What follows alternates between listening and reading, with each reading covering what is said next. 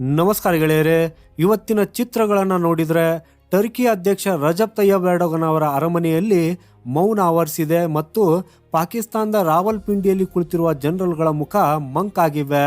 ಯಾವ ಟರ್ಕಿಶ್ ಡ್ರೋನನ್ನು ಪ್ರಪಂಚದ ಅತ್ಯಂತ ಅಪಾಯಕಾರಿ ಆಯುಧ ಅಂತ ಕರೆಯಲಾಗ್ತಾ ಇತ್ತೋ, ಯಾವುದನ್ನು ನಂಬಿ ಪಾಕಿಸ್ತಾನ ತನ್ನ ಇಡೀ ಆರ್ಥಿಕತೆಯನ್ನು ಖರ್ಚು ಮಾಡಿ ಹಾರಾಡ್ತಾ ಇತ್ತೋ, ಇವತ್ತಿಗೆ ಅದೇ ಡ್ರೋನ್ ಭಾರತೀಯ ಸೇನೆಯ ಕಾಲಿನ ಬಳಿ ಒಂದು ಮುರಿದ ಆಟಿಕೆಯಂತೆ ಬಿದ್ದಿದೆ.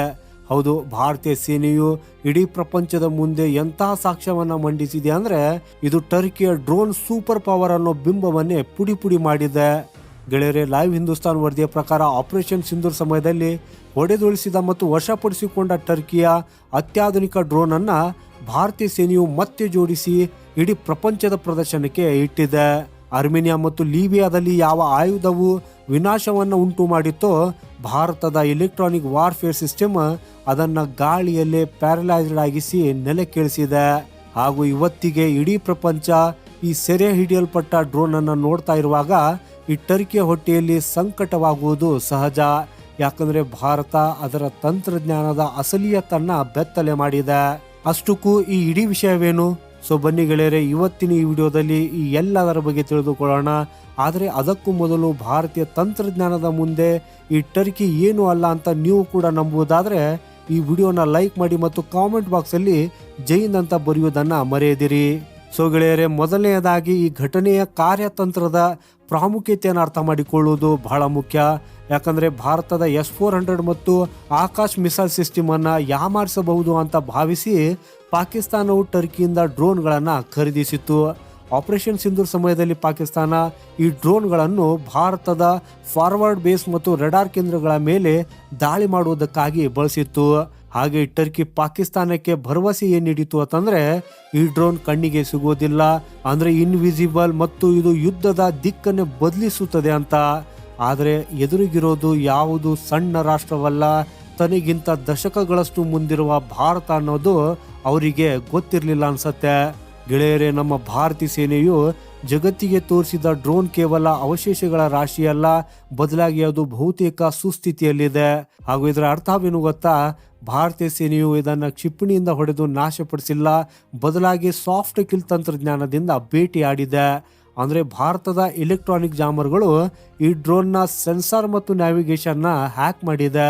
ಅದರ ಸಂಪರ್ಕವನ್ನು ಪಾಕಿಸ್ತಾನದ ಕಂಟ್ರೋಲ್ ಸ್ಟೇಷನ್ನಿಂದ ಕಡಿತಗೊಳಿಸಿದೆ ಹಾಗೂ ಅದನ್ನು ಒಬ್ಬ ಗುಲಾಮನಂತೆ ಭಾರತದ ನೆಲದ ಮೇಲೆ ಇಳಿಯುವಂತೆ ಮಾಡಲಾಗಿದೆ. ಗೆಳೆಯರಿ, ಟರ್ಕಿಗೆ ಇದಕ್ಕಿಂತ ದೊಡ್ಡ ಅವಮಾನ ಬೇರೊಂದಿಲ್ಲ. ಹಾಗೇನೇ ಈಗ ನೀವೇ ಯೋಚಿಸಿ, ಈ ಟರ್ಕಿ ಯಾಕೆ ಇಷ್ಟೊಂದು ಗಾಬರಿ ಆಗಿದೆ ಅನ್ನೋದು. ಯಾಕಂದ್ರೆ ಗೆಳೆಯರೆ, ಯಾವುದೇ ದೇಶವು ಶತ್ರುವಿನ ಆಯುಧವನ್ನು ಹಿಡಿದಾಗ ಮೊದಲು ಮಾಡುವುದು ಅದರ ರಿವರ್ಸ್ ಇಂಜಿನಿಯರಿಂಗ್. ಹಾಗೂ ಭಾರತೀಯ ವಿಜ್ಞಾನಿಗಳು ಮತ್ತು DRDO ಕಳೆದ ಕೆಲವು ತಿಂಗಳುಗಳಿಂದ ಈ ಡ್ರೋನ್ನ ಸಂಪೂರ್ಣ ಪೋಸ್ಟ್ ಮಾರ್ಟಮ್ ಮಾಡಿದ್ದಾರೆ. ಹಾಗೂ ಈ ಡ್ರೋನ್ ಅನ್ನು ಮರು ನಿರ್ಮಾಣ ಮಾಡುವ ಮೂಲಕ ಸೇನೆಯು ಒಂದು ಸಂದೇಶವನ್ನು ಕೂಡ ನೀಡಿದೆ. ನಾವು ಇದರ ಪ್ರತಿಯೊಂದು ನಟ್ ಬೋಲ್ಟ್, ಚೀಪ್ ಮತ್ತು ಸೆನ್ಸಾರ್ ಅನ್ನ ಬಿಚ್ಚಿ ನೋಡಿದ್ದೇವೆ ಅಂತ. ಟರ್ಕಿ ಡ್ರೋನ್ಗಳು ಯಾವ ಫ್ರೀಕ್ವೆನ್ಸಿಯಲ್ಲಿ ಕೆಲಸ ಮಾಡ್ತವೆ, ಅವುಗಳ ರೆಡಾರ್ ಸಿಗ್ನೇಚರ್ ಏನು ಮತ್ತು ಅವುಗಳ ದೌರ್ಬಲ್ಯವೇನು ಅನ್ನೋದನ್ನ ಈಗ ಭಾರತಕ್ಕೆ ಸಂಪೂರ್ಣವಾಗಿ ಗೊತ್ತಾಗಿದೆ. ಹಾಗೂ ಇದು ಟರ್ಕಿಗೆ ವ್ಯಾಪಾರಿಕವಾಗಿ ದೊಡ್ಡ ಹೊಡೆತ. ಈ ಟರ್ಕಿ ಇಡೀ ಜಗತ್ತಿಗೆ ತನ್ನ ಇವುಗಳನ್ನು ಯಾರು ಹಿಡಿಯೋದಕ್ಕೆ ಸಾಧ್ಯವಿಲ್ಲ ಅಂತ ಹೇಳಿ ಮಾರ್ತಾ ಇತ್ತು. ಆದರೆ ಇಲ್ಲಿ ಭಾರತವು ಅದನ್ನು ಹಿಡಿದು ತೋರಿಸುವ ಮೂಲಕ ಅದರ ಮಾರುಕಟ್ಟೆಯನ್ನೇ ಹಾಳು ಮಾಡಿದೆ. ಹಾಗೂ ಇನ್ನು ಮುಂದೆ ಯಾವುದೇ ದೇಶ ಟರ್ಕಿ ಡ್ರೋನ್ ಖರೀದಿಸುವ ಮುನ್ನ 100 ಬಾರಿ ಯೋಚಿಸುತ್ತದೆ. ಹಾಗೆ ಇದಷ್ಟೇ ಅಲ್ಲ, ಈ ಪ್ರದರ್ಶನದಲ್ಲಿ ಭಾರತ ಮತ್ತೊಂದು ವಿಷಯವನ್ನ ಬಯಲಿಗೆಳೆದಿದೆ. ಪಾಕಿಸ್ತಾನ ಈ ಡ್ರೋನ್ ಮೇಲೆ ತನ್ನ ಗುರುತುಗಳನ್ನು ಹಚ್ಚಿ ಇದನ್ನ ಮೇಡ್ ಇನ್ ಪಾಕಿಸ್ತಾನ ಅಂತ ತೋರಿಸಲು ಪ್ರಯತ್ನಿಸಿತ್ತು. ಆದರೆ ಅದರ ಒಳಗಿನ ಬಿಡಿ ಭಾಗಗಳು ಅದು ಟರ್ಕಿಯದು ಅಂತ ಕೂಗಿ ಹೇಳ್ತಾ ಇವೆ.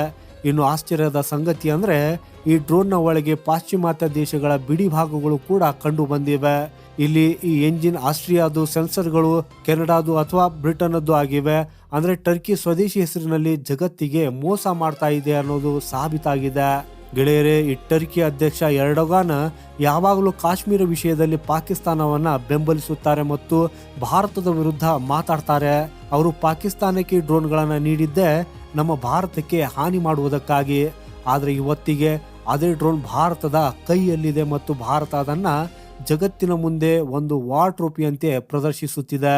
ಹಾಗೂ ಇದು ಟರ್ಕಿಯ ಮುಖಕ್ಕೆ ಬಾರಿಸಿದ ಬಲವಾದ ಏಟು. ಕೊನೆಯದಾಗಿ ಹೇಳೋದಾದ್ರೆ ಗೆಳೆಯರೆ, ಈ ಘಟನೆಯು ಭಾರತದ ತಾಂತ್ರಿಕ ಮತ್ತು ಮಿಲಿಟರಿ ಶ್ರೇಷ್ಠತೆಗೆ ಸಾಕ್ಷಿಯಾಗಿದ್ದು, ಪಾಕಿಸ್ತಾನ ತನ್ನ ಜನರಿಗೆ ಊಟವಿಲ್ಲದಿದ್ರೂ ಸಾಲ ಮಾಡಿ ಟರ್ಕಿಗೆ $1 ಬಿಲಿಯನ್ ಕೊಟ್ಟಿದೆ. ಆದರೆ ಇವತ್ತಿಗೆ ಆ ಹಣವೆಲ್ಲ ಭಾರತದ ಪ್ರಯೋಗಾಲಯಗಳಲ್ಲಿ ಸಂಶೋಧನೆಗೆ ಬಳಕೆ ಆಗ್ತಾ ಇದೆ.